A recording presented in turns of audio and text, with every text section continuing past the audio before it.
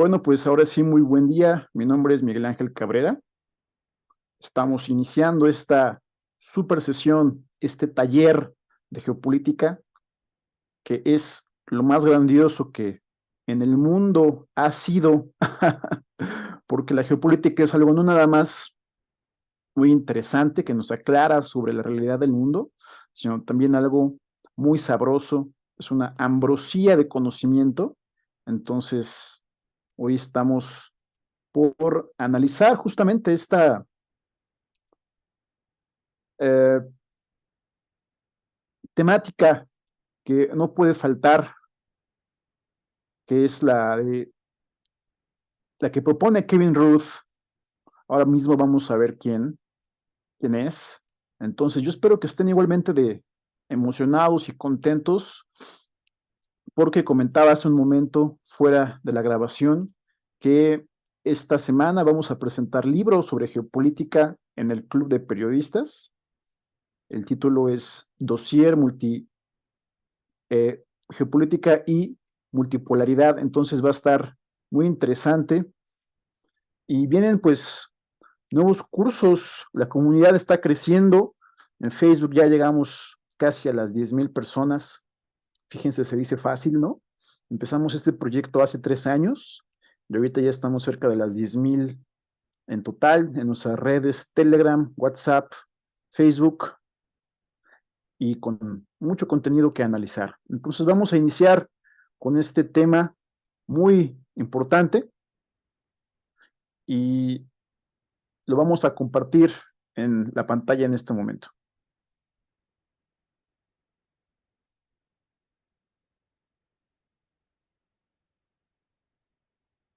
Bueno, pues ustedes saben que esta es la serie Geopolítica en exclusiva que comenzamos más o menos hace 2 meses, creo, ¿no? Que empezábamos, la idea original surgió porque son muchos los temas que no se ven en el curso, que no se llegan a abarcar más bien, o sea, sí se ven, pero de manera general, y aquí les estamos dando profundidad para que se luzcan en sus sobremesas y también para promover las humanidades que tanta falta hace en México, ¿no? Aquí estamos aportando nuestro granito de arena, lo que se puede hacer. Entonces, y nuestro granito de plata también, porque México es un país de plata, ya ven que lo hemos visto muchas veces. Entonces, pues tenemos enfrente un mundo todavía por exponer. Les comentaba que, bueno, pues nada más va a haber parte uno, porque hoy nada más vamos a ver un solo libro, pero hay muchísimos más en la fila. Entonces, no va a hacer falta la bibliografía, no se preocupen por eso. Vean, este es el libro que vamos a analizar el día de hoy. La guerra evitable, se podría traducir, se podría decir en español, que es un libro muy fresco. Miren, tenemos aquí un lujo de libro, porque es un libro muy desconocido, muy fresco, y yo no he visto que nadie hable de este libro aquí en México. Es una novedad y pues tiene todo el sentido porque apenas salió el año pasado, imagínense, es de 2022.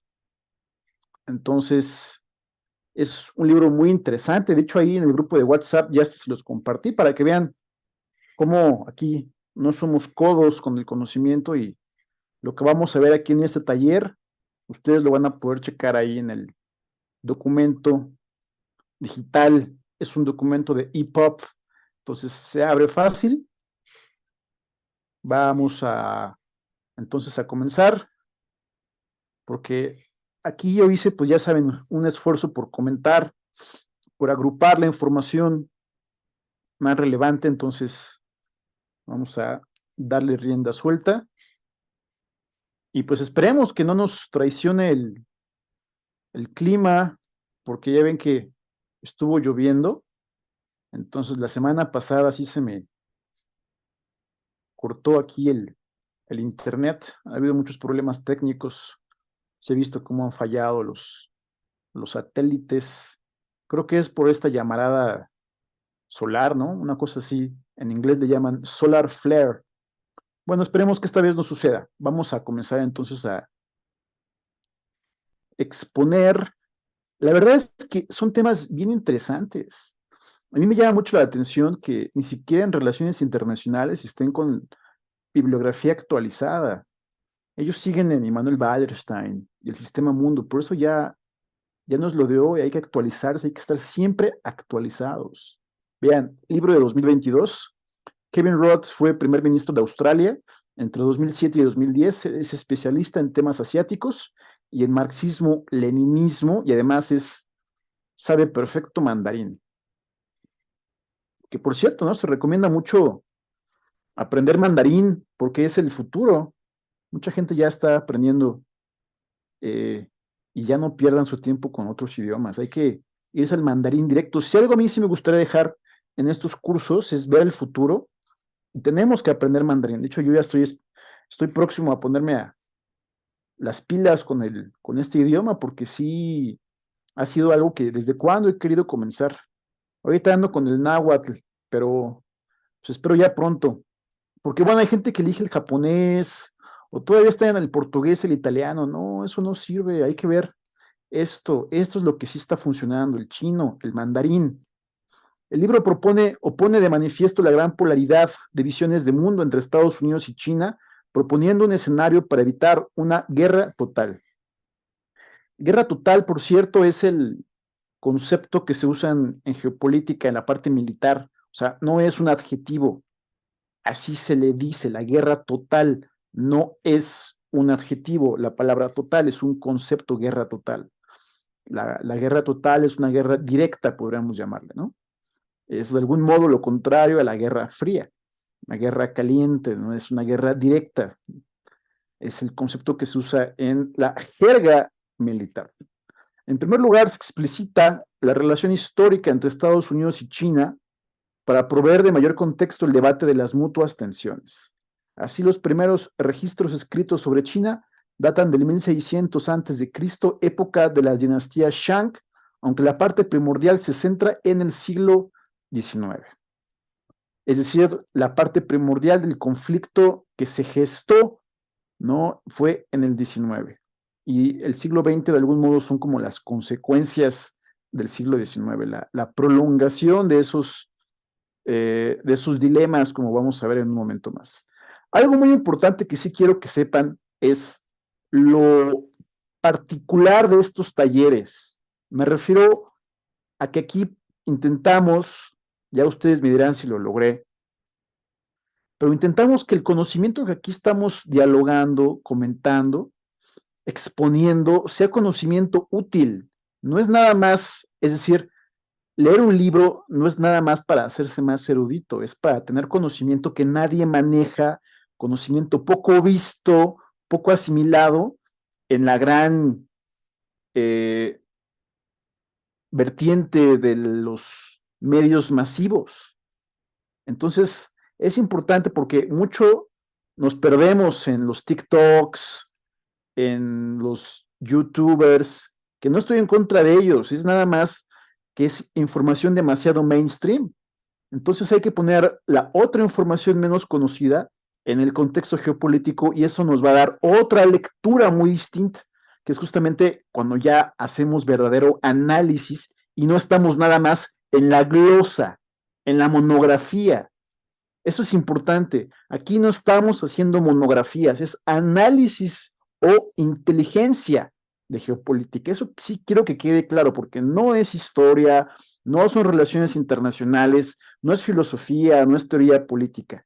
Es inteligencia, es otro nivel, es más allá de lo que vemos. Entonces, para esto usamos la historia y las diferentes informaciones. Es un hecho, pero hay que verlo con estructura analítica.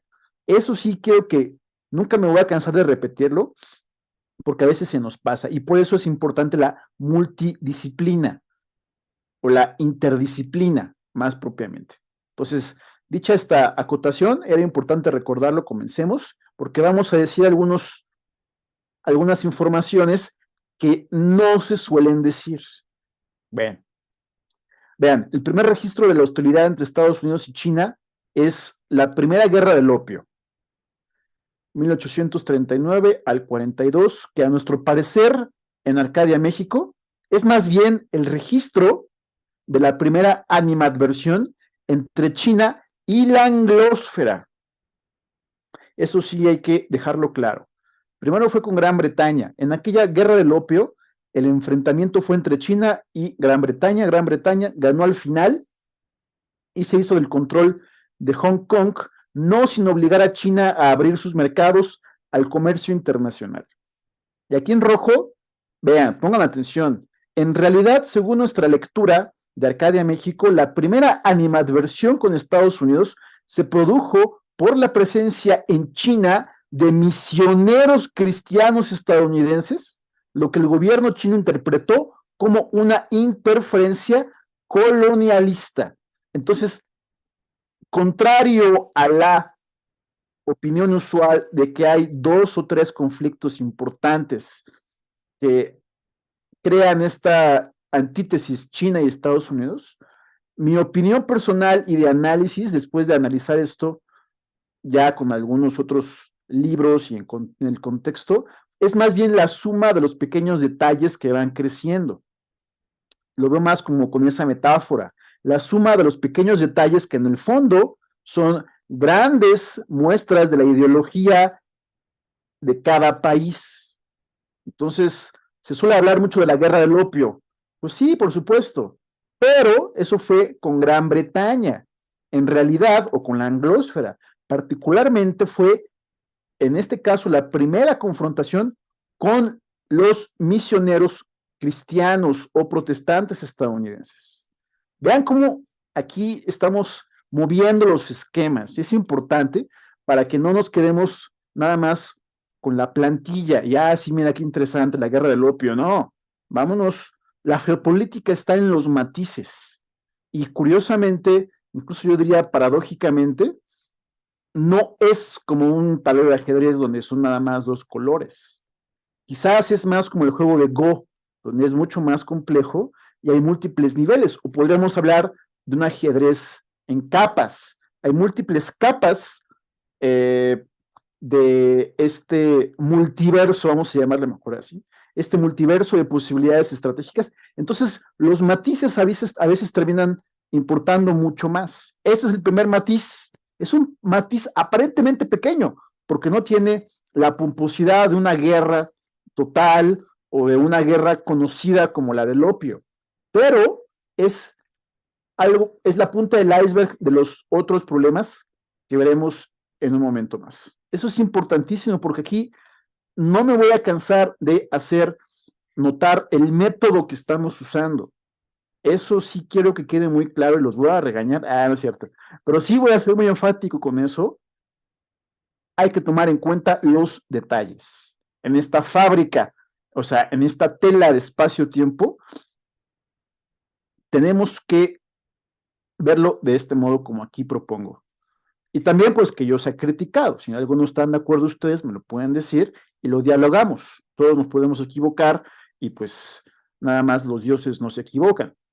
Bueno, vean, entre 1800 y el 50, China perdió territorios, interesante, como Vietnam y Corea, y condenó a Estados Unidos por negarse a prestar ayuda ante las invasiones, pese al compromiso de la superpotencia de apoyar a la nación asiática como nación independiente. Yo creo que esto lo tuve que haber puesto en rojo también, ¿eh? Así que lo voy a subrayar de una vez. Aquí lo ponemos en color morado, porque ya ven que el morado es el color de la sabiduría, dicen. Entonces, porque es el otro matiz, la que históricamente, y esto se lee entre líneas, históricamente China, hasta antes de haber crecido como superpotencia, siempre fue muy denostada, incluso racialmente, por Occidente. Entonces son como cositas que se fueron sumando, lo que terminó por crear esta polaridad entre ambos países. Ya vimos que una fueron los misioneros, luego fue esto de que China no contaba con la ayuda con la que Estados Unidos prometía ayudar a China. Bueno, vean, al interior de la dinastía Qing, que fue una dinastía en la que perdieron por la guerra del opio, que gobernaba en ese momento, China sufría de una enconada corrupción, divisiones políticas internas, una adicción generalizada al opio y un ejército débil. Digamos que fue la dinastía venida a menos desde varios siglos antes, ¿no? Dinastía Qing. Bueno, a finales del siglo XIX, Estados Unidos aprobó la ley de exclusión china, impidiendo así la migración de chinos a Estados Unidos, lo que provocó enojo en China y Estados Unidos por igual, o sea, los chinos en Estados Unidos. Esta ley se aprobó debido a las quejas de que los migrantes del país asiático estaban provocando una caída de los salarios mínimos y por tanto problemas económicos para los obreros domésticos de Estados Unidos. Un poco lo que pasa hoy, también en esa época ya se empezaban a ver ahí eh, en potencia estos problemas. Luego, vean, en 1892 se aprobó la ley Geary, escrita por el congresista de dicho apellido, que extendió esta prohibición migratoria por otros 10 años y que requirió que los residentes chinos portaran certificados de residencia su pena de deportación o de castigo a trabajos forzados. Entonces ahí está la otra característica de cómo esto se fue enconando. Ya tuvimos la de los pastores en China, la de que China no recibía la ayuda de Estados Unidos, cuando lo de Vietnam y Corea, y después vean este racismo ante la migración, y se van así acumulando las cosas, ¿no? Y luego estos problemas tienen su espejo, o se desarrollan, o se potencian, se amplifican en el siglo XX. Pero vean cómo aquí esto hace que la historia cambie. Otro evento que enconó la relación en el largo plazo fue la llamada Revuelta de los Boxer en 1900, de la que nadie habla, revuelta ciudadana contra los misioneros cristianos que implicó ataques contra diplomáticos de Estados Unidos. El grupo que llevó a cabo esta protesta armada anticolonialista, esta es la palabra clave, para no perdernos en el mar de palabras y símbolos de palabras, de letras, ¿no? Que fue la Sociedad de la Justicia y la Concordia, en inglés le llamaron la Society of Harmonious and Righteous Fists. Boxers, conocida así por sus técnicas de artes marciales, y aquí está el escudo que usaban. Pero esta es la palabra clave, el anticolonialismo. Estos misioneros de los que hablábamos, un poco más en la primera parte, los misioneros cristianos protestantes, pues eran vistos como una presencia colonialista. Interesante, ¿no? Aquí recuerdan ustedes que juegan mucho las religiones. El Islam ya vimos cómo va a jugar un papel importante en la geopolítica del futuro. Y hay que centrarnos también, por ejemplo, nos hace falta hacer un especial, un taller sobre India y todas sus religiones y toda su cosmovisión, muy importante para entender ahí lo que sucede con los BRICS, por ejemplo, ¿no? Hicimos todos los talleres previos para fortalecer nuestra investigación sobre los MINTS, el bloque MINTS, México, Indonesia, Nigeria, Turquía y Surcorea, pero ahora pues hay que ponernos a hacer el análisis de los BRICS. Y en la parte de India, sí hay que checar religiones, porque el psicoperfil religioso de los gobernantes sí dice mucho de cómo se van a hacer los acuerdos diplomáticos y juega muchísimo en la geopolítica. ¿Recuerdan ustedes el caso de Trump y sus evangelistas sionistas? ¿Sí se acuerdan ese término, no? Los evangelistas sionistas de Trump y cómo esto jugó a favor de Israel y en contra de Palestina, ¿no? Las religiones también son otro factor que a veces se nos olvida cuando nada más vemos la parte de los tratados y las fechas. Bueno, el siglo XX tuvo encuentros y alejamientos notables en la relación bilateral. Por ejemplo, en 1905, China comenzó un boicot comercial a productos estadounidenses como respuesta a la ley de exclusión China antes mencionada, ¿no? Eso también lo tuve que haber puesto en rojo. Es hiper importante y esto se da como, pues digamos, ¿no? La exclusión racial que antes habíamos mencionado, que aquí ya se traslapa en esta primera guerra comercial. Es decir, la guerra con Trump fue el enésimo capítulo, podríamos decir, de este año clave, 1905, uno de sus principales precedentes. ¿No es cierto? Lo que vimos recientemente con Trump y Xi Jinping. Entonces, el precedente del siglo XX es este año, ahí lo escriben por favor en sus apuntes. Sí les sugiero que tomen apuntes. A veces parece que no tienen nada de importancia, pero créanmelo, escribir, agarrar la libretita, que tengamos ahí todo lo que aquí se va viendo, ayuda muchísimo para el aprendizaje, porque si no se nos va a olvidar. Acuérdense que estamos en una época donde estamos sometidos a bombas de información. Entonces, si no apuntamos, no nos vamos a acordar de nada. Es importantísimo tomar apuntes, aunque no nos guste como técnica, obviamente, ¿no? Entonces, como a la antigüita, con pluma, en un cuaderno, y este año, por favor, sí apúntenlo, 1905 como precedente de la guerra comercial con Estados Unidos. Y la consecuencia de estos pequeños escollos que hubo en el siglo XIX. Vimos la ley de exclusión china. Bueno, este evento fue en 1905, catalizado debido al arresto injustificado de un personaje llamado Feng Xiaowei en Boston, quien fue deportado a China, donde finalmente se fue a suicidar en el respectivo consulado en protesta por su maltrato. Se suicidó Feng Xiaowei. Finalmente, esta ley de exclusión china fue disuelta y en su lugar se aprobó la ley Magnuson de 1943, que permitió la entrada, vean la cantidad, de 105 migrantes chinos al año a Estados Unidos. 105, o sea, muy pocos. Verdaderamente había una gran prohibición migratoria. Y esto a mí, por ejemplo, me recordó mucho el caso contrario ahora que en Norcorea, cuando vimos el taller de Norcorea, la cantidad raquítica de personas de Occidente que les dan visas para entrar a Norcorea. Es una cosa verdaderamente absurda, raquítica. Bueno, pues ahí está. El precedente fue que Estados Unidos nada más dejaba entrar a 105 chinos al año, nada más dejaba entrar. Hoy nos parece inconcebible porque estamos en la época de todo lo que es masivo, ¿no? Migraciones masivas, guerras masivas, todo es masivo y como que nos desacoplamos de esa idea más del siglo XX, de las grandes prohibiciones migratorias. Bueno, está la ley Magnuson del 43. Pero bueno, un poco antes, en el 17, vean, China y Estados Unidos lucharon conjuntamente contra Alemania, China esperaba, y aquí está una de esas grandes informaciones que a veces no se nos dice.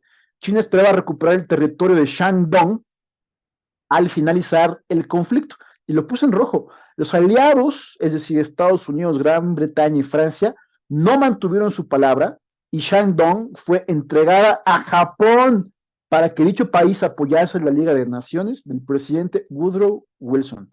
Ahí está la imagen, vean Shandong, donde se encuentra toda esta región que aquí está en color rojo. Ahora, ¿se imaginan esto que se lo hayan otorgado a Japón? A nivel geopolítico es tremendo. Verdaderamente, esto no fue algo menor, ¿no? O sea, para los chinos eso sí fue un golpe bajo. Y luego acá en el corazón del mar amarillo, ¿no? Bueno, más bien de las zonas importantes comerciales de China. Bueno, vean, en 1919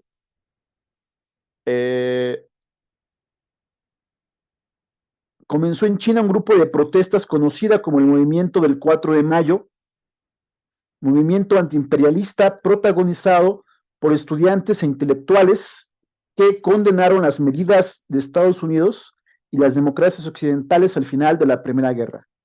Ello inspiró al movimiento por la nueva cultura, que terminaría por ser la plataforma del Partido Comunista Chino en 1921. Esto también lo tuve que haber puesto en morado, porque es la consecuencia de los maltratos. A ver, sí, por favor, lean el concepto de lo que estoy intentando decir.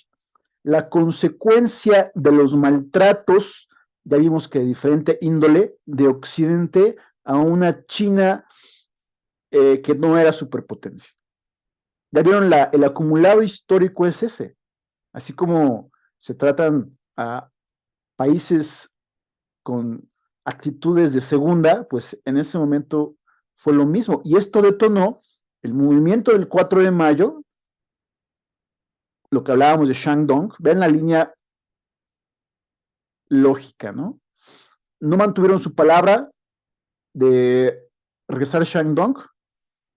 Este tipo de conductas, póngale una flechita por ahí, este tipo de conductas detonaron movimientos como el 4 de mayo, y este movimiento del 4 de mayo creció y se formó el movimiento por la nueva cultura, así se llama, que terminaría por ser la plataforma finalmente para la formación del Partido Comunista Chino en 1921, otro año importante. Finalmente, en el 22, la región de Shandong fue regresada a China durante la Conferencia Naval de Washington para paliar las crecientes tensiones con el orbe asiático. Ahí está, para que vean cómo todo se va hilvanando, pero son los detalles.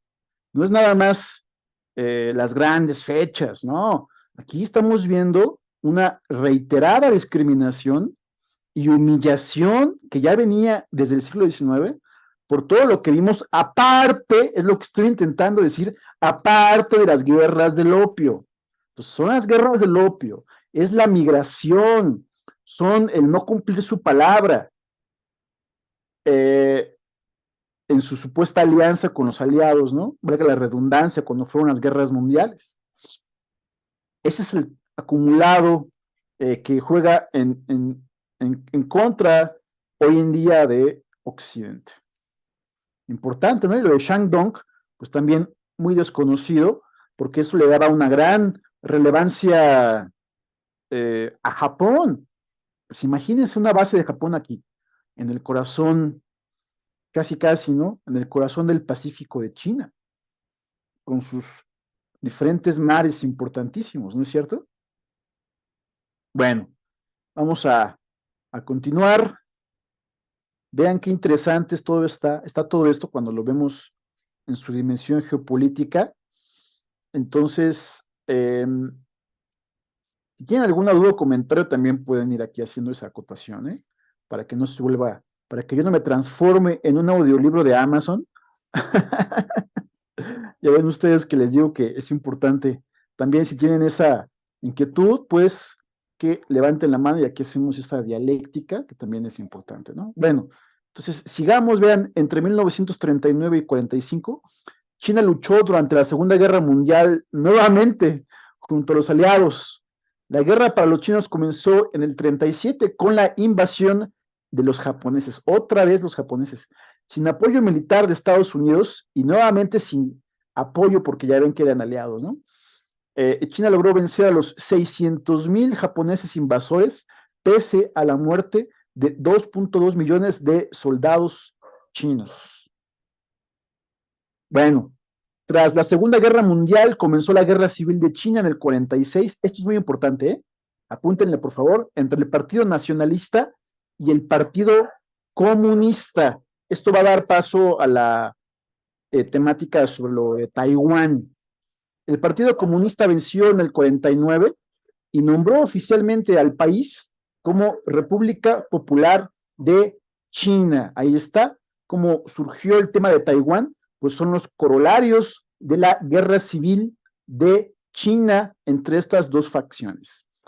Ahorita vamos a explicar un poco más. Los nacionalistas huyeron a la isla de Taiwán y crearon un gobierno separado que llamaron República de China. Entonces ya había dos Chinas, así como hoy diríamos dos Norcoreas, ¿no? Bueno, dos Coreas, Norcorea y Surcorea, ¿no?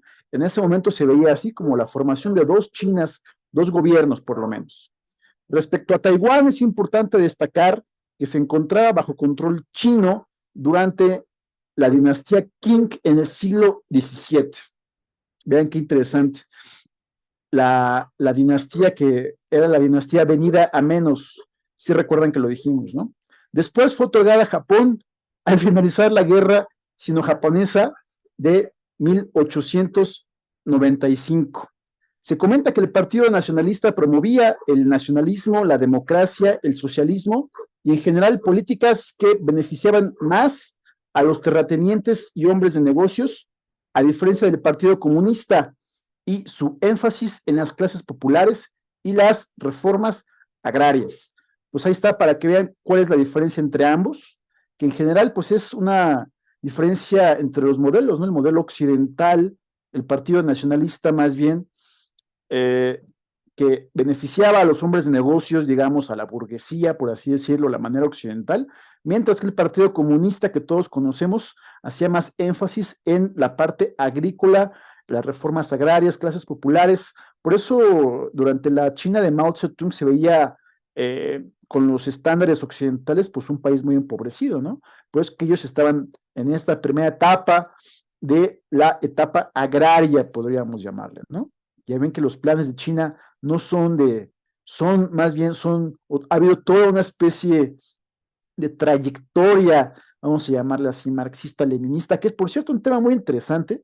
No los quiero aburrir con filosofía y no lo vamos a ver ahorita. Obviamente que esto no lo vamos a desmenuzar, pero sí esto es algo que yo sí estudié bastante, bueno, estudiamos más bien, eso de yo suena muy individualista, pero sí en la UNAM lo estudiábamos bastante, la teoría marxista, que ya visto de retrospectiva, sí se aplicó en China como etapas de revoluciones, muy interesante. Bueno, en fin, ahí está la distinción, por qué los nacionalistas, así se llaman, ¿no? Se fueron a Taiwán y su enfoque muy distinto al enfoque comunista. En el 71, la ONU reconoció a la República Popular de China como el gobierno legítimo de Taiwán. Qué interesante, eso casi no se dice. Y aunque durante 30 años Estados Unidos reconoció a la República de China en Taiwán como nación independiente, esta decisión se revirtió en el 79 cuando se normalizaron las relaciones entre China y Estados Unidos. Esta parte es nodal, quizás es un poco confuso, pero ahorita van a ver de qué modo lo vamos a aclarar, a despejar. Y por eso puse aquí lo interesante, y está en rojo, o sea, esto sí es súper importante. Lo interesante es que también en 1979 jugó con esta ambigüedad estratégica. Estados Unidos aprobó la Ley de Relaciones de Taiwán, donde se establecía que un ataque militar en Taiwán sería considerado un ataque contra los intereses de Estados Unidos, ¿no? O sea, por un lado, Estados Unidos defiende a Taiwán, pero por otra parte, Estados Unidos también se acerca y normaliza las relaciones con China, ¿no? O sea, Estados Unidos ya venía reconociendo a, digamos, no, perdón, más bien, la ONU ya había reconocido, vean, Occidente, aquí me equivoqué, la ONU y Occidente ya venían reconociendo a la República de China, y por otra parte, Occidente con Estados Unidos jalan, ¿no? Esa jugada de doble banda a Taiwán a favor de Estados Unidos. Ahorita esto se va a entender mucho mejor con lo de este otro presidente, Eisenhower, ¿no? Aquí lo importante es que se entienda esta idea nodal, no se me vayan a perder la información. ¿Cuál es la idea nodal de esta plantilla? Es la siguiente. Estados Unidos, no dije Occidente, dije Estados Unidos, jugando este juego de doble banda. Por una parte, en un momento se va a acercar a China. Estados Unidos, por una parte, se va a acercar a China para atraerlo contra la Unión Soviética, lo que vimos en el curso, y por otra parte se va a poner a defender a Taiwán. Y lo más interesante es que le salió la jugada. A ver, esto sí, pongan pausa a todo su fondo. Esto es lo más importante de este libro. A nivel geopolítico, esto es lo más importante. Y sí quiero ser enfático para que quede claro la manera en que Estados Unidos logró dividir a su favor. Por una parte, se logró acercar a China en los 70 y por otra parte, se quedó con la esfera de influencia militar de Taiwán. O sea, fue ganar, ganar. Muy astuto los estadounidenses.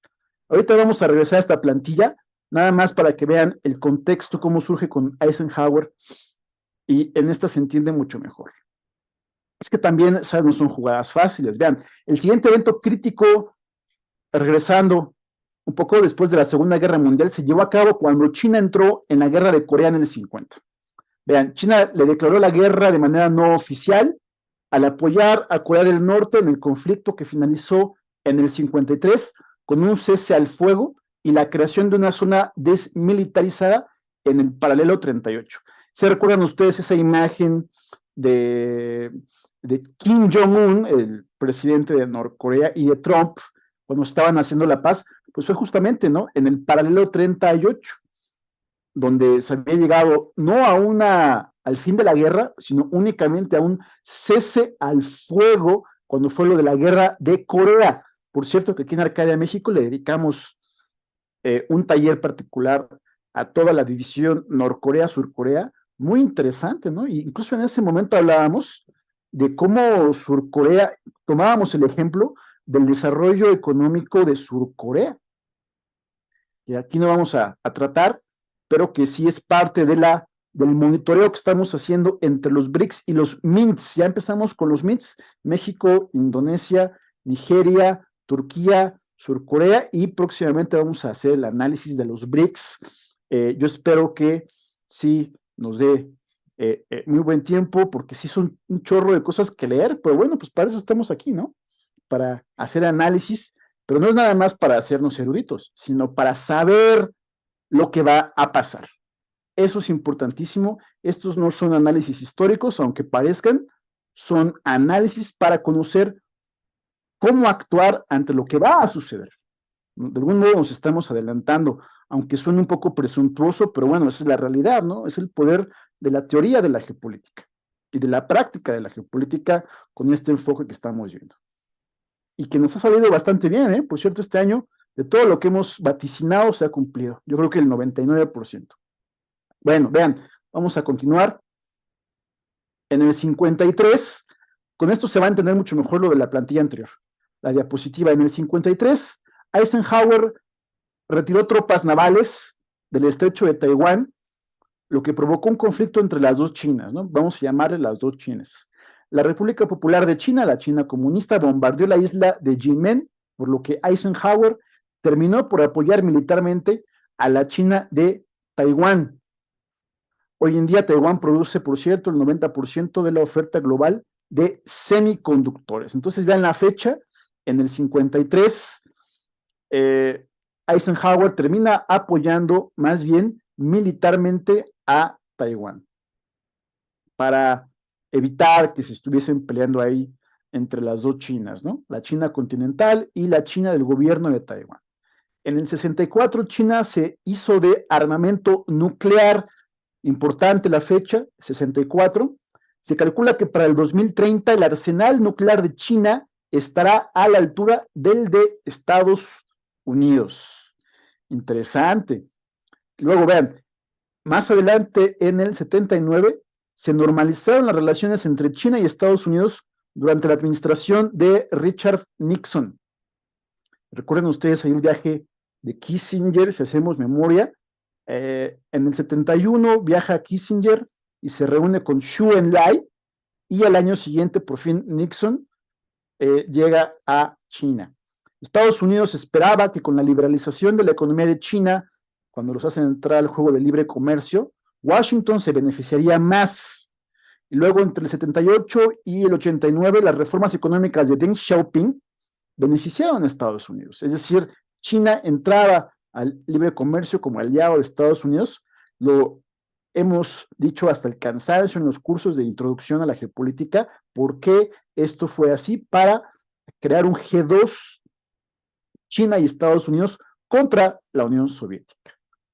Entre 1950 y el 60, las relaciones entre la Unión Soviética y China ya venían deterioradas, ya habían colapsado debido a las diferencias ideológicas entre Nikita Khrushchev y Mao Zedong. En la foto a la izquierda, ahí están los dos. El autor señala que la liberalización de la economía de China no implicaba que el país asiático terminaría por convertirse en un estado democrático y capitalista como Washington buscaba. Bueno, eso es lo que se dice a nivel del libro. Está bien, yo creo que sí lo podemos aceptar. Interesante, ¿no? Cómo van ahí atrayendo a China, ese es el doble juego, ¿no? O sea, por una parte atraen a China a su libre comercio, pero por otra parte, al mismo tiempo, Estados Unidos apoya militarmente a Taiwán, ¿no? Ganar, ganar para Estados Unidos. ¿Ya me entendieron a qué me refería? Eso es interesante, ¿no? Y esto ya venía desde el 53 con Eisenhower. Esta fecha es muy importante, ¿no? Digo, no es tan importante, bueno, sí es importante, pero no tanto como lo que está en púrpura, lo ponemos en amarillo. ¿Les parece? Para que vayamos haciendo ahí un mapa de ideas. Vean, incluso en estos talleres hacemos mapas de ideas, ¿no?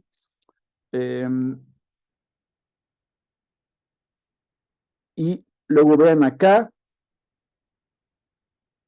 ya en el 79, lo que decíamos, del 53 al 79, Estados Unidos aprobó la Ley de Relaciones de Taiwán. Ahí está, donde se establecía que un ataque militar en la isla sería considerado un ataque contra los intereses de Estados Unidos. Interesante ese, cómo se mete entre dos piedras, ¿no? O sea, Estados Unidos ahí metido entre Taiwán y entre China, beneficiando a uno y a otro. Yo creo que eso es lo más importante de esa parte respecto a la geopolítica de Estados Unidos. Sin lugar a dudas fue un movimiento muy astuto.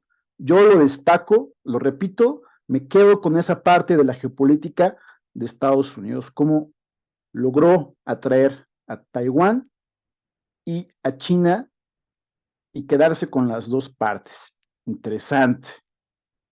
Bueno,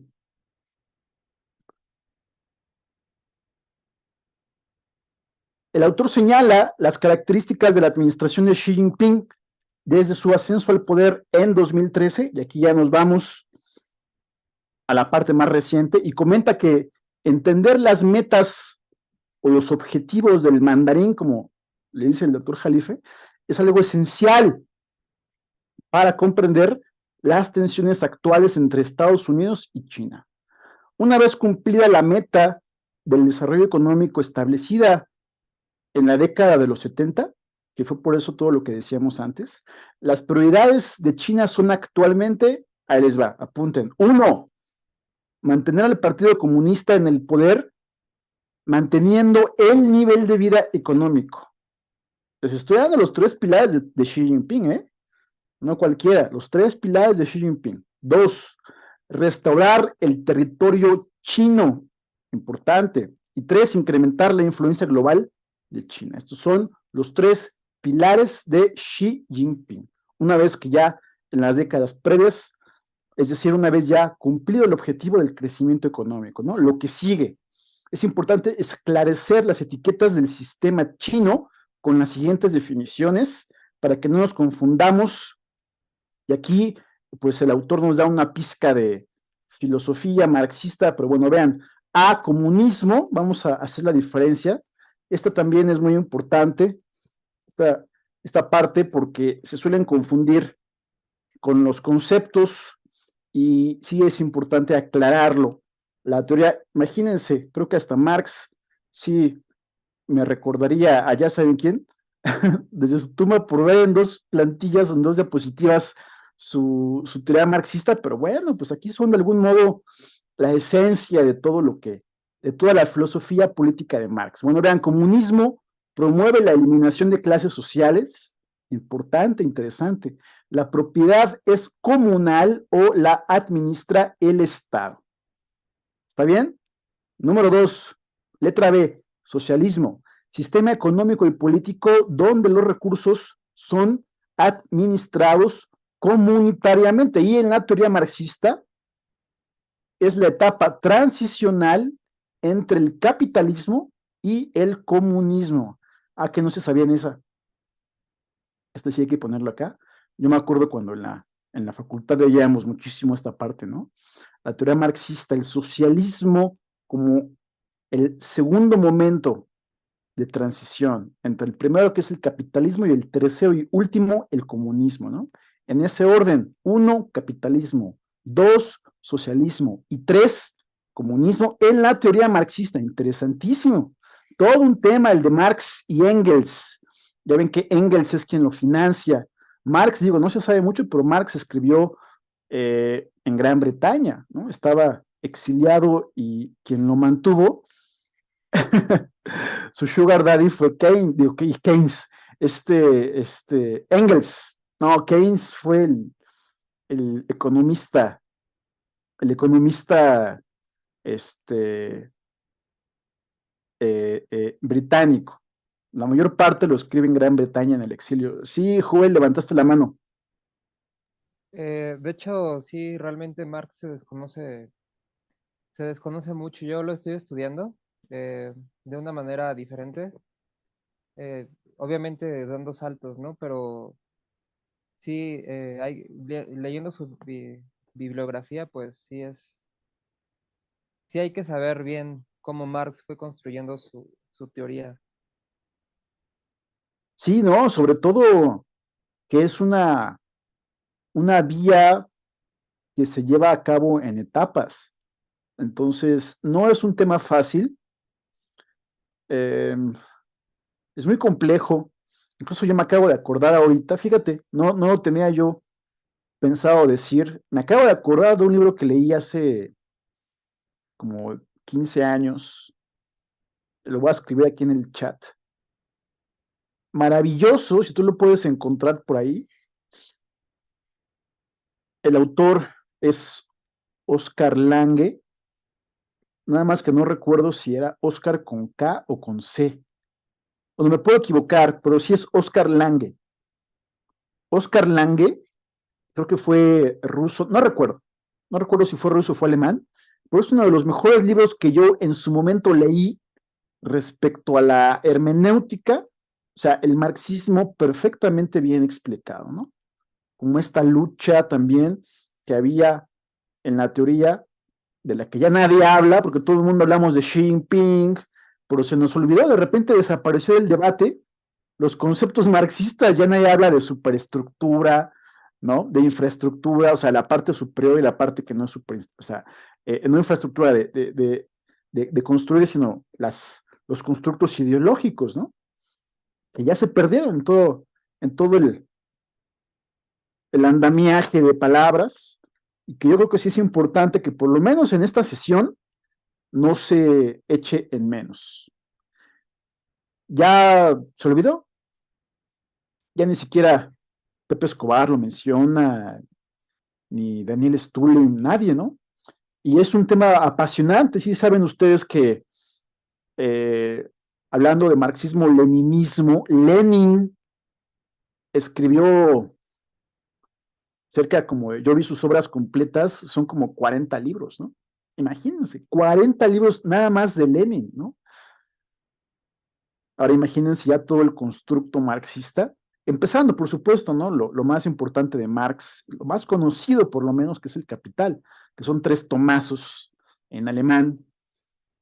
Sí, Joel, De hecho, nos quedamos con la versión leninista sí, de esta visión del marxismo desde que cayó la Unión Soviética. Entonces, Marx se debe retomar de otra manera, eh, sí con todo lo que tenemos, pero ya desde otra interpretación, desde nuestra actualidad, como usted dice, ¿no? realmente, y también yo diría, los escritos desconocidos de Marx. Ahora estoy pensando, hay un gran, tampoco pensaba decirlo, pero bueno, ya salió, este, exégeta, bueno, hay infinitos, ¿no? Pero hay uno en particular muy célebre en Estados Unidos. A ver si ahorita me acuerdo. Tiene mucho que no lo leo, pero me acuerdo, fíjate, del libro, del título de su libro, ¿no? Se llama Todo lo sólido se desvanece en el aire. En el aire. Se desvanece en el aire. Para que lo busquen. Es una persona cuyo apellido creo empieza con B grande. A ver, lo voy a buscar una vez nada más para no quedarme con la duda. No, hombre, no me hagan hablar a mí de mis lecturas, porque si no, no acabamos. Pues es que básicamente es de ahí, ¿no? De donde surge todo el análisis de los libros. Todo lo sólido se... Ah, sí, ya ven cómo no estaba mal. Marshall Berman. Berman, este señor Berman es un teórico estadounidense, muy conocido allá en la teoría marxista estadounidense, ¿no? Entonces, y este libro es una maravilla para que lo chequen. También la otra parte no tan conocida de Marx, que no todo es el capital. De hecho, yo por eso en el curso de introducción a la geopolítica les dejé de tarea escuchar el podcast de Daniel Stulin. No sé si lo escucharon, pero bueno, eso no está aquí en el libro, pero recuerdan ustedes que Daniel Stulin explica perfectamente la metafísica de, del proyecto llamado China, que ya es una especie de evolución, digamos, del marxismo como lo conocíamos, a una visión mística con Xi Jinping como el líder indiscutible, ¿no? O el mediador entre el cielo y la tierra, ¿no? Extensible a China como el país, el Middle Kingdom, toda la mística china, ¿no? Entonces, por eso digo yo que esto, además de ser materialismo histórico, también es misticismo chino. O sea, son las dos, son las dos. Es el materialismo dialéctico, ¿no? La historia como la lucha de clases, pero también es la vindicación mística o el destino manifiesto de China. Y eso está explicado de manera brillante en ese podcast de Daniel Stulin. La verdad es que es apasionante el tema de China, y también hay una gran mística y semejanza entre la filosofía del Tao, el Tao de Lao Tzu, con la Toltecayot de México o la filosofía de Quetzalcóatl. Es algo que yo estuve estudiando y que se parecen mucho, es decir, el yin y el yang de China es muy semejante a toda la filosofía que enseñó Quetzalcóatl. Muy interesante. Aquí lo menciono porque también tenemos que poner a México en su justo lugar como proyecto filosófico o como proyecto civilizatorio, ¿no? Ya dijeron ustedes la mística. Vámonos por lo básico, la pura antropología. ¿Qué significa el nombre de México? ¿Cuál es el significado geopolítico de México? Es decir, ¿cuál es la clave geopolítica del ombligo de la luna? ¿Acaso importa esa etimología? Pues sí, sí importa. En fin, vamos a seguir explorando eh, esos conceptos. Y ahorita que me acuerdo, te voy a pasar, Joel, el artículo que escribí sobre la geopolítica. Bueno, no es la geopolítica como tal del nombre de México, pero sí es un esclarecimiento conceptual sobre lo que significa México, porque tiene muchas definiciones, ¿no? O sea, está el ombligo de la luna, pero también está el corazón del maguey. ¿Y qué tienen que ver unas con otras? Pues sí, tiene mucho que ver, pero lo vamos a ver más bien en ese otro momento. ¿Qué pasó aquí? Como que se desconectó, ¿no? Hola, No, no está desconectado. ¿no? Ah, entonces, ¿por qué? De repente ya no me aparece aquí. Bueno, en fin, sigamos. Eso es muy interesante. Si pueden conseguir esos libros, pues será maravilloso. La verdad es que los discutimos, porque sí me emociona mucho el tema de China. Bueno, en fin, vean. Luego está la descripción de marxismo-leninismo. En esta filosofía se plantea una revolución en dos etapas. La primera consiste en que los obreros se harían del poder estableciendo un único partido socialista, donde el partido controlaría los medios de producción, que es un concepto marxista. Hay medios de producción y hay modos de producción. Todo esto está, por cierto, en el libro de Oscar Lange. Controlaría entonces los medios de producción, es decir, la tierra, el equipamiento los recursos naturales, etcétera. Aquí le ponen el equipamiento, pero pues eso también, por supuesto, es el capital, ¿no? La segunda parte consistiría en la transición a una sociedad sin clases y sin Estado. Vámonos. El autor habla de Xi Jinping como de pensamiento marxista-leninista. Esto es interesante, ¿no? O sea, según el autor, ¿dónde estaría ubicado Xi Jinping en esta esfera? Por una parte, porque por otra parte está también en el nacionalismo. A ver, ¿a qué te refieres, Miguel? ¿Cómo está eso? Ah, vean, lo digo hasta con emoción para que ustedes también se emocionen y sigamos estudiando estos temas. No, hombre, si por mí fuera, me dedicaría toda mi vida nada más a estudiar marxismo, ¿no? La teoría de Marx.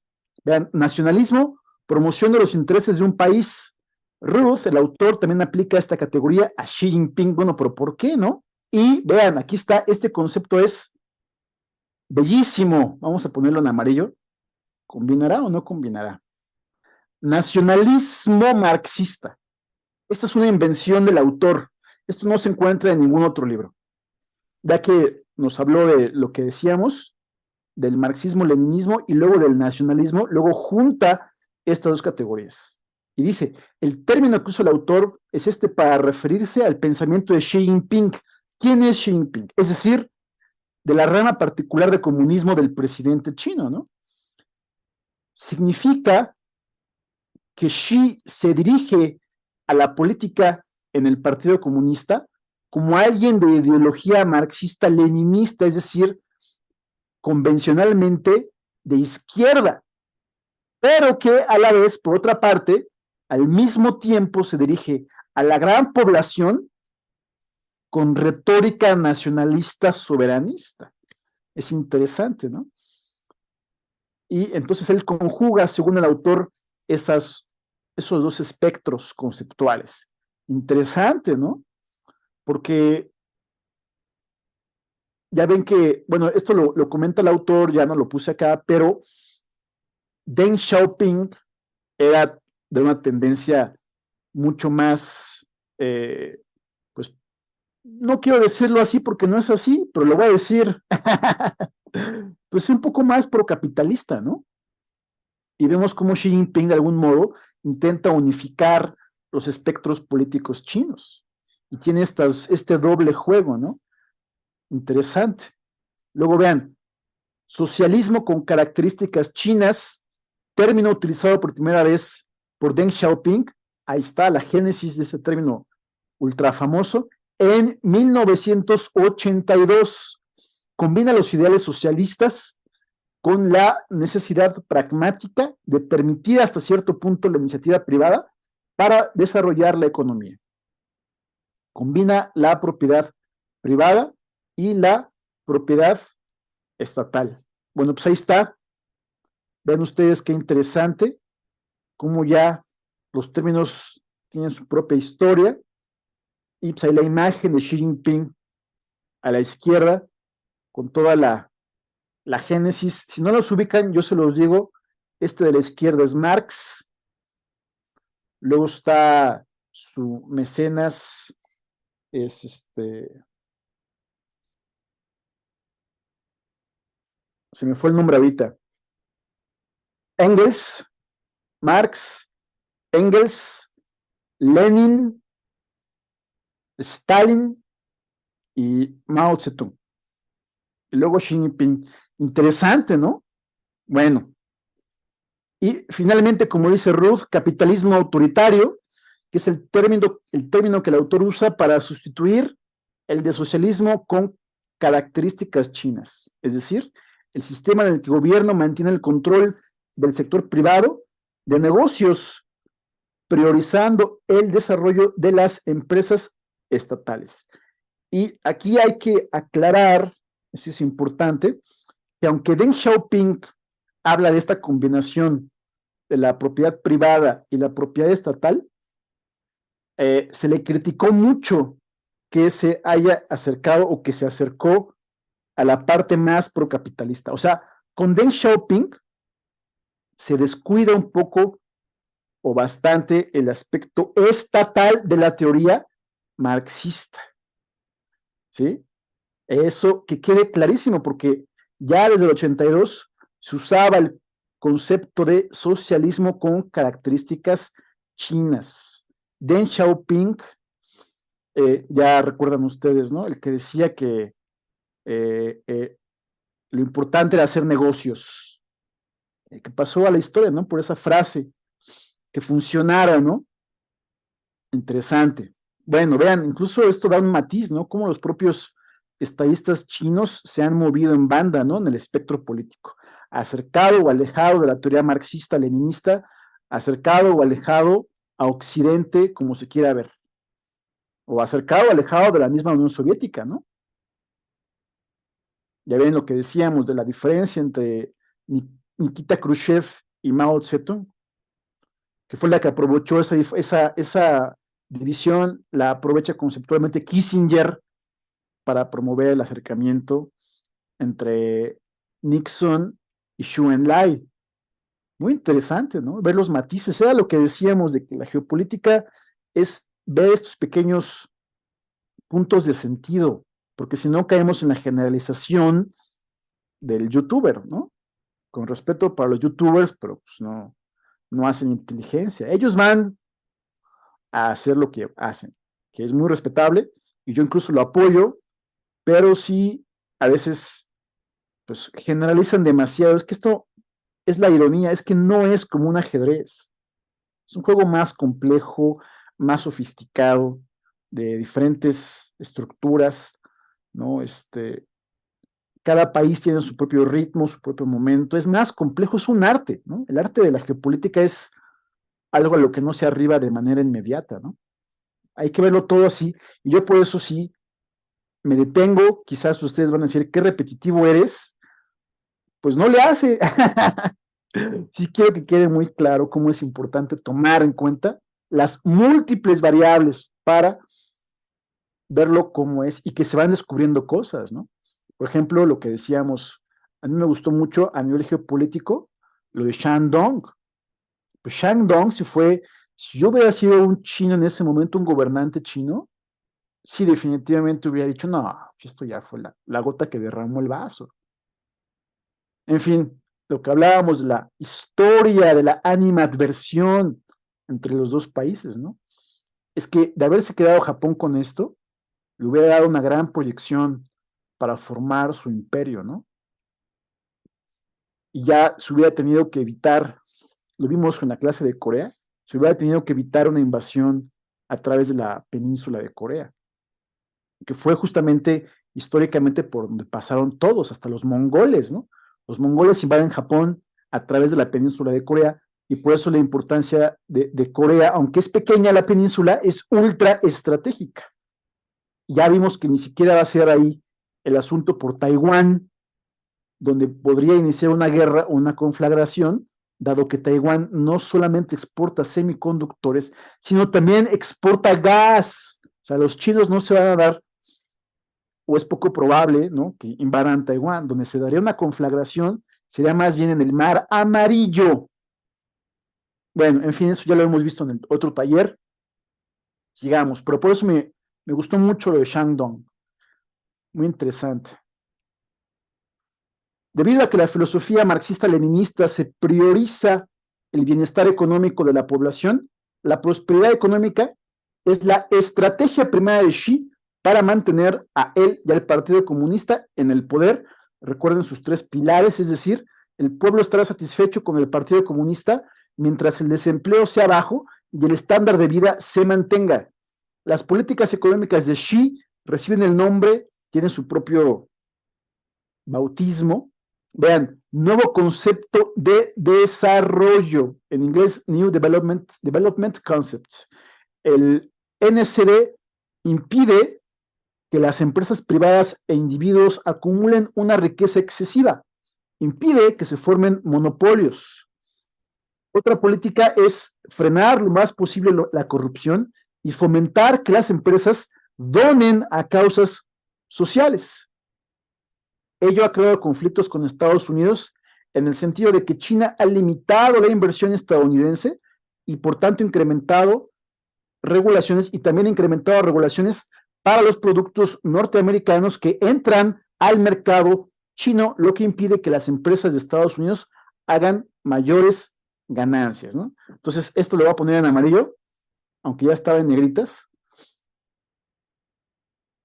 Interesante cómo tiene su propio nombre. Obviamente que esto tiene un nombre en chino, solo ellos han de saber, que ni Marx ha de saber, ¿no? Pero vean, ahí está. Y esto entra en sus 3 pilares, ya lo habíamos comentado. Respecto al territorio, ese es un detalle muy interesante. Xi busca reunificarse con Taiwán, todos lo saben, pero nadie sabe que también con las islas Senkaku de Japón. Lo anterior representa un peligro para Estados Unidos ante los avances militares de China. ¿Y dónde están estas islas Senkaku? Aquí se los puse, vean, en este mapa. China, Japón, aquí está Taiwán, como en naranjita, ese es el estrecho de Taiwán. Este de aquí es el mar amarillo. Acá es el mar amarillo donde podría iniciar con mayor probabilidad una conflagración entre Occidente y China en el mar amarillo, no tanto en Taiwán, porque aquí están sus principales puertos, ¿no? Y aquí les da acceso también por este estrecho a Japón, que llega hasta Occidente.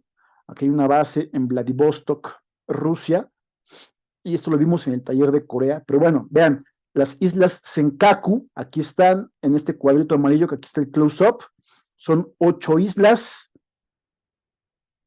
aquí sobresalen 3, esta es la más grande, y que nadie sabe, ¿no? Que es otra parte que quiere China. Entonces ahí le pueden poner también, no es nada más Taiwán, también son las islas Senkaku. Interesante. Bueno, respecto al tercer punto del trinomio de Xi Jinping, la proyección internacional del poder económico de China se hace énfasis en su modelo de inversión en países en vías de desarrollo. El autor refiere la hiperconocida construcción de la Ruta de la Seda y que ello permitirá que los países beneficiados se tornen diplomáticamente a favor de China, por ejemplo, en votaciones en la ONU. Para los chinos, su modelo superior, pues no impone condiciones de préstamos a cambio de que se indique la agenda que debe llevar el gobierno respectivo, como sí sucede, por ejemplo, con los préstamos del Fondo Monetario Internacional y del Banco Mundial. Interesante, ¿no? Y ya para finalizar, pues la parte nodal que le da título al libro, el autor destaca que la administración de Biden ha continuado con la política anti-China o pues sí, ¿no? Anti-China que comenzó Trump con los aranceles, como los aranceles proteccionistas, y comenta que esta ha beneficiado a México o Japón, que esto todo el mundo lo sabemos, ¿no? ¿Quién ganó entre China? ¿Quién ganó entre China y Estados Unidos en su guerra económica? Pues México. Pues sí, las exportaciones subieron, eso es un hecho. Hoy en día se menciona que Biden ha impuesto nuevas sanciones a China por vender tecnología a países como Irán, y también Biden aprobó la ley de prevención de labores forzadas de los uigures en 2021. Los uigures son estos musulmanes en la región occidental de China, en la región de Xinjiang, que prohíbe la importación de los productos de la región de Xinjiang. También Estados Unidos ha puesto en evidencia los ciberataques provenientes de China. Ese es un punto que se repite mucho en el libro, lo voy a poner en amarillo, los ciberataques de China, ¿no? Y nota de Arcadia, México. Curioso, también Norcorea, lo vimos en el especial de Norcorea, en el taller de Norcorea. Norcorea es experta en el uso de ciberataques, eso casi nadie lo sabe. O sea, todo el mundo dimensiona a Corea del Norte como potencia nuclear que tiene, por supuesto, hace sus desfiles, pero ha sido más efectivo su daño en la parte de los ciberataques. O sea, los mejores hackers en el mundo creo que ni siquiera son los rusos, son los norcoreanos, ¿no? Eso es interesante. Lo vimos cuando analizamos Corea del Norte. Bueno, vean, una guerra total entre Estados Unidos y China crearía una inestabilidad global sin precedentes. Eso ya lo sabemos porque ya hemos estudiado geopolítica. destruiría ambas economías y de paso el mundo. Y Ruth propone un plan diplomático con 3 directrices o 3 vectores para evitar dicha guerra. A saber, 1, el establecimiento formal de líneas rojas. Repito la palabra formal. Número 2, permitir la competencia económica e ideológica. Y en tercer lugar, la cooperación en áreas de interés común, como la lucha contra el cambio climático. Y un poquito de comentarios sobre A, es decir, sobre el hecho de, sobre formalizar líneas rojas, se refiere a un posible acuerdo. Como ejemplo, sería prohibir los ciberataques en infraestructura crítica, o que Estados Unidos deje de hacer visitas oficiales de alto rango en Taiwán, todo esto que se escriba, o sea, para que me entiendan que todo esto se escriban, se firmen, ¿no? El establecimiento formal de líneas rojas. China podría, por ejemplo, permitir el libre movimiento de naves aéreas y marítimas en sus mares geográficamente cercanos. Una lista de este tipo indicaría precisamente a qué eventos necesitarían una retaliación militar por parte del otro país, pero que se escriba. Respecto a B, es decir, respecto a permitir la competencia económica e ideológica, se hace notar que la guerra económica de Trump terminó con acuerdos mutuos, es decir, que hasta antes de esa guerra comercial que inició Trump, había disputas y que, bueno, pues convivían. De algún modo aquí se asume una multipolaridad económica.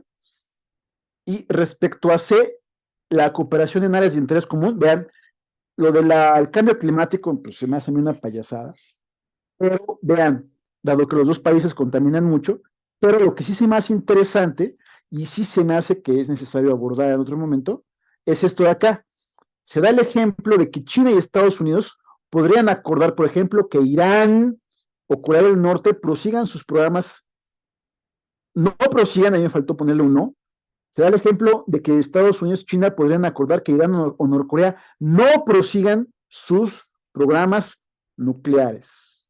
Se comenta entonces sobre el tratado de prohibición completa de los ensayos nucleares creado por la ONU en el 96, muy desconocido, Tratado de Prohibición Completa de los Ensayos Nucleares. El tratado no va a entrar en efecto hasta que 44 países específicos lo firmen y lo ratifiquen, son las dos partes, ¿no? Pero vean el año 1996. Hasta el corte de caja en 2023, China, Estados Unidos y otros 6 países, 8 en total, no lo han ratificado. En 2023, China, Estados Unidos y otros 6 países no lo han ratificado, que yo creo que es la parte que a nivel geopolítico es la más preponderante, que sí se pueda poner en práctica este tratado de prohibición completa de armamento nuclear. Bueno, de ensayos más bien, ¿no? Que este aspecto a mí se me hace el más plausible, el que más me gustó de los 3. Haciendo a un lado lo del cambio climático, ¿no? Nos quedamos nada más con esto, lo ponemos en amarillo si están de acuerdo, y este de acá lo ponemos en amarillo. A nivel geopolítico creo que es el de mayor relevancia. Y en segundo lugar, lo de las líneas rojas, ¿no? Que sí se formalice.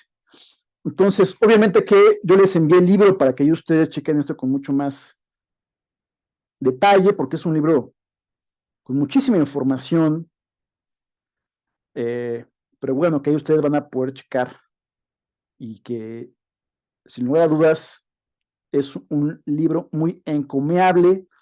Este señor sabe mucho, Kevin Rudd, y me llama la atención que nadie lo conozca, ¿no? Pero sí se pasa de erudito, la verdad es que mis respetos, y que saque más libros, ¿no? Bueno, tiene otros, pero de aquí para seguir en la pista y lo agregamos a estos grandes analistas, que sí vale la pena seguir. Es australiano, muy desconocido, gran erudito del tema, y que yo recomiendo mucho. ¿Hasta aquí hay alguna pregunta o comentario? Pues es muy complejo el tema, cómo tienen ahí a Taiwán como bastión, básicamente, em, como algo tenso, pero también vimos que, como usted dice, esas islas de Japón también son otro punto estratégico, así como la producción de semiconductores de Taiwán y todo. Vi una noticia de que se están instalando en Alemania, entonces hay que ver geopolíticamente qué quiere decir esto. No he leído mucho más al respecto. La empresa de semiconductores eh, de Taiwán se está instalando en Alemania, entonces es todo un tema muy complejo. Entonces, yo estudiando a Marx hablaba basándome en la última diapositiva, de una cooperación más amena entre los dos países. Marx hablaba de que la producción en general es en sí una abstracción, pero algo con sentido, que pone en relieve lo común y nos evita así repeticiones y nos fija en algo.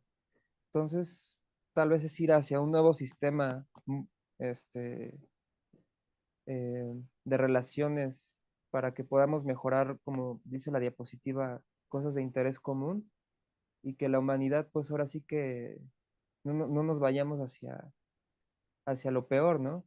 Que haya algo más aceptado por todo el mundo y que pueda funcionar. Muy interesante lo que dices. Lo que comentabas sobre Marx, yo lo traduciría también como que el trabajo es lo que nos da sentido, ¿no?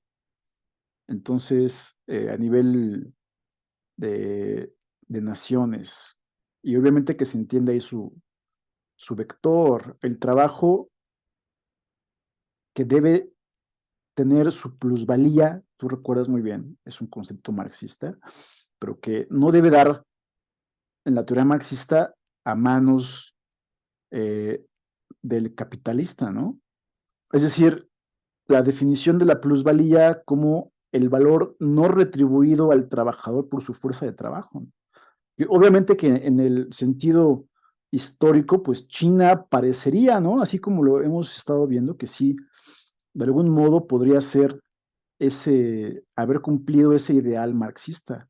Porque en el debate sobre China, mucho se dice, bueno, el primer momento, o sea, la primera capa es la de la desinformación. O sea, la primera, cuando te dicen que China son comunistas autoritarios, pero nadie sabe por qué, ¿no? La segunda es cuando ya te pones a pensar y dices, bueno, pero en realidad ellos son muy capitalistas por cómo han superado la carestía. Ya en un tercer momento, que sí hay algo de marxista, ¿no? O más bien de socialista, más bien que de comunismo, porque el comunismo es más bien eh, que se acaben las clases sociales y el Estado, ¿no? Entonces, eso creo que sí es un poco utópico y por tanto el Partido Comunista, pues tiene más bien, yo diría que es más bien un partido socialista en el sentido teórico, ¿no? Pero bueno, se llaman comunistas por el ideal. Es que, ese es el matiz, ¿no? Que se llaman comunistas por el ideal al que aspiran, pero que en realidad son más socialistas por todo lo que vimos, ¿no? De la administración estatista, ¿no? O el centralismo estatal que pone ciertos límites para que no exista esa desigualdad económica extrema como sí existe en Estados Unidos.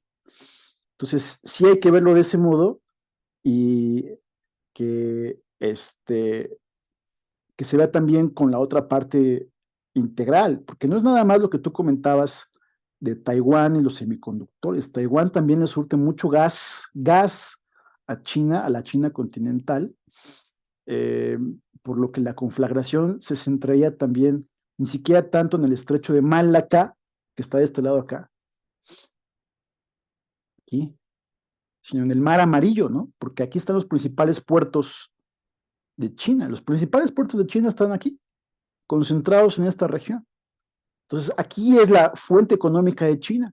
Aquí es la fuente económica de China y de Norcorea. Entonces, tapar aquí el estrecho, este estrecho de aquí, que no me acuerdo cómo se llama, de Japón, sí sería más bien, y por tanto el comercio del mar Amarillo, porque aquí de aquí se va para Estados Unidos, o sea, se va por aquí, luego se va por acá o por acá y llega hasta Estados Unidos, o sea, el comercio, sí afectaría más, ahí podría ser, es más probable que haya un estallamiento cinético, como se suele manejar, entre Estados Unidos y China. Pero bueno, Taiwán sigue siendo muy importante conocer toda la historia, ¿no? Por eso decía yo que para mí lo más importante de Taiwán, pues ya ni siquiera es tanto los semiconductores, ¿no? Es más bien la manera en que Estados Unidos se coló, literalmente se coló por el estrecho de Taiwán.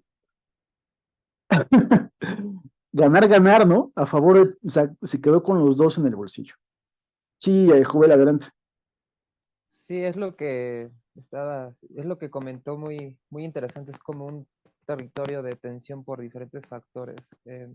Y hablando de esto de la China, yo pues realmente soy músico, pero estudié un año política en una escuela ahí, Sí. y son como comentarios muy fosilizados ya de, fobias y no entender el contexto geopolítico y que y bueno, no entienden esto, por eso estoy estudiando esto, porque pues obviamente no es quedarse con un profesor que tiene una ideología muy, muy pro-estadounidense a veces.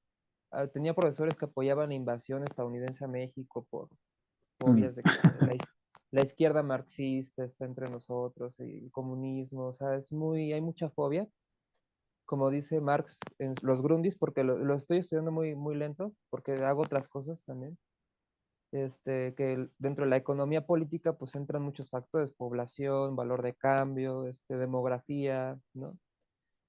Entonces, a nivel población, creo que no entendemos, estamos como muy, muy encasillados. Yo iba a una escuela donde había mucho abogado y es gente que pues no la entiendo, ¿no?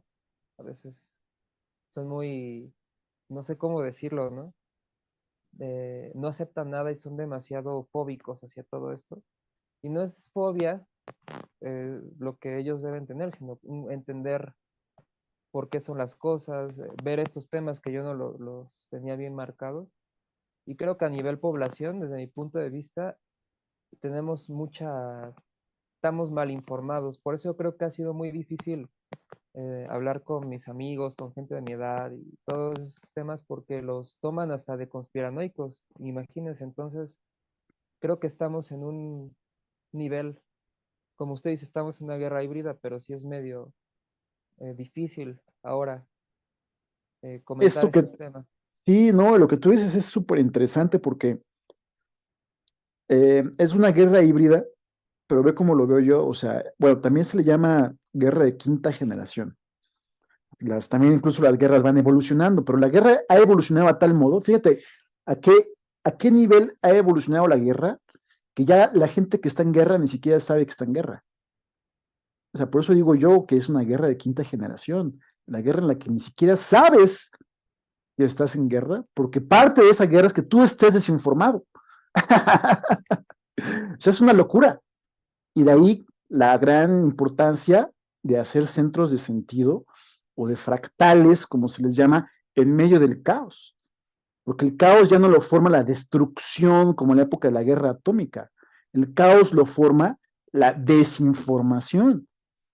Era lo que decía Confucio, el caos inicia con la confusión lingüística, que en parte se da, en gran parte, por el manejo de la información y cómo se juega con las palabras, ¿no?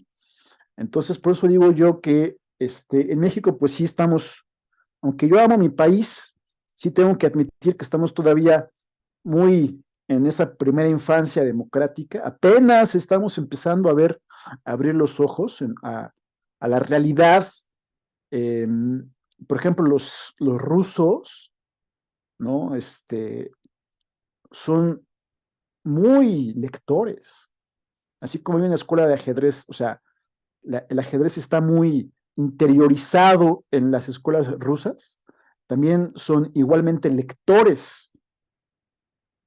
También los europeos son muy lectores, por ejemplo, uno va al metro en Europa y los ves leyendo, ¿no? O sea, si entras aquí a México o a Estados Unidos y todos en el celular.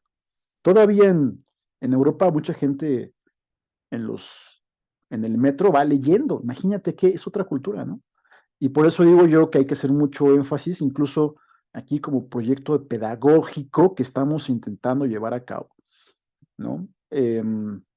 Con todas estas diapositivas, siendo enfáticos en que hay que verlo no como información, sino como conocimiento práctico, como una misión que estamos aquí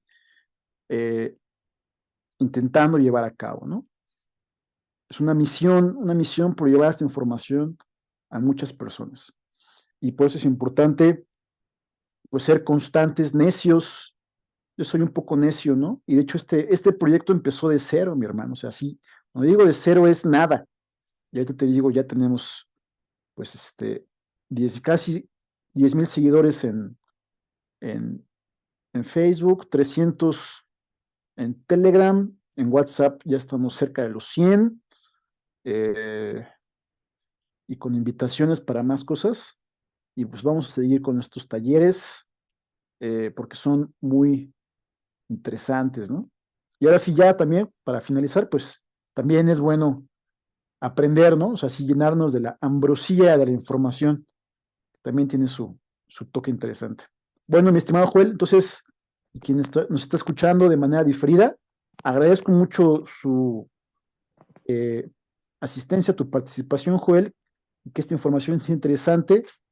Si están de acuerdo, entonces aquí terminamos el taller y estamos en contacto en los grupos ya conocidos. El próximo taller va a ser sobre el capitalismo de vigilancia. Va a estar muy interesante, lo vamos a llevar a cabo el próximo lunes 28 de agosto, 7 p.m. Entonces, agradezco mucho su tiempo. Nos estamos escuchando muy pronto. Gracias por su Decirle antes asistencia. de acabar que yo ahorita estoy un año sabático, por así decirlo, estoy teniendo muchos cursos y que si siguen los cursos, pues yo les sigo hasta cierto tiempo, por Sí, menos claro, un año, cuando tú lo veas pertinente, Joel. porque esto es serio, ¿no? Sí, cómo no. Y además, pues seguimos aprendiendo que no estamos aquí tampoco viéndolo de manera unilateral, sino estamos todos ahí en la comunidad interactuando, ¿no? Entonces es una comunidad donde todos estamos aprendiendo y hasta memes a veces nos llevamos, memes geopolíticos. Entonces, ahora sí detengo la grabación, agradezco mucho su asistencia y próxima semana va a estar súper interesante. Vienen proyectos sorpresa para que estén pendientes de las novedades en Arcadia, México. Y ya les contaré cómo me fue en mi presentación del libro de Salvador González, Dossier Geopolítica y Multipolaridad. Hasta luego, buen día.